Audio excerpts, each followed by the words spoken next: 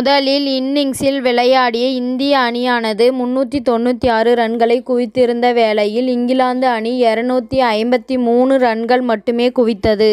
அதனைத் தொடர்ந்து 143 ரன்கள் என்கின்ற முன்னிலையுடன் இரண்டாவது இன்னிங்ஸை துவங்கிய இந்திய அணி 253 ரன்கள் எடுத்து ஆட்டமிழக்க 399 ரன்கள் அடித்தால் வெற்றி என்ற இலக்கு இங்கிலாந்து அணிக்கு நிர்ணயிக்கப்பட்டுள்ளது. மூன்றாம் நாள் ஆட்ட நேர முடிவில் இங்கிலாந்து அணி ஒரு விக்கெட் இழப்பிற்கு 67 ரன்களை குவித்துள்ளதால் எஞ்சியுள்ள 2 நாள் ஆட்டங்களில் 332 ரன்கள் அடித்தால் வெற்றி என்ற இலக்கு இங்கிலாந்து அணிக்கு நிர்ணயிக்கப்பட்டுள்ளது. இந்த நிலையில் இந்த போட்டியின் இரண்டாவது இன்னிங்ஸில் இந்திய அணியின் சுழற்று பந்து வீச்சாளரான ரவிச்சந்திரன் அஸ்வினுக்கு ஏகப்பட்ட சாதனைகளை நிகழ்த்த வாய்ப்பு காத்திருக்கிறது.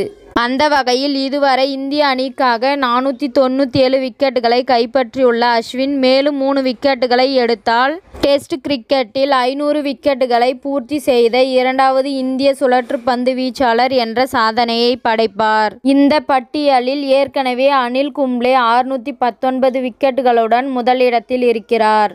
இவ்வேளையில் இவர் 500 விக்கெட்டுகளை வீழ்த்தினால் இரண்டாவது சுழற்று பந்து வீச்சாளராக டெஸ்ட் கிரிக்கெட்டில் இந்த சாதனையை படைப்பார். அத்தோடு இந்த இன்னிங்ஸில் இன்னும் 5 விக்கெட்டுகளை அவர் வீழ்த்தினால் இங்கிலாந்து அணிக்கு எதிரான டெஸ்ட் கிரிக்கெட்டில் 100 விக்கெட்டுகளை கைப்பற்றிய முதல் இந்திய பந்து வீச்சாளர் என்ற சாதனையும் அவர் படைக்க உள்ளது குறிப்பிடத்தக்கது.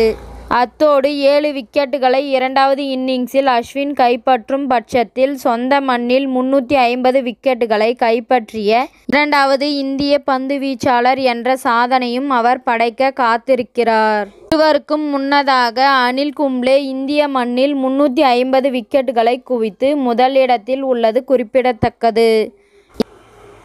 இத்துடன் இந்த செய்தி முடிவடைகிறது. நன்றி, வணக்கம். மீண்டும் அடுத்த வீடியோவில் சந்திப்போம். மேலும் இது போன்ற சுவாரஸ்யமான செய்திகளை உடனுக்குடன் தெரிந்து கொள்ள தமிழ் சிறை சேனலை சப்ஸ்கிரைப் பண்ணுங்க, பெல் ஐகானை கிளிக் பண்ணுங்க.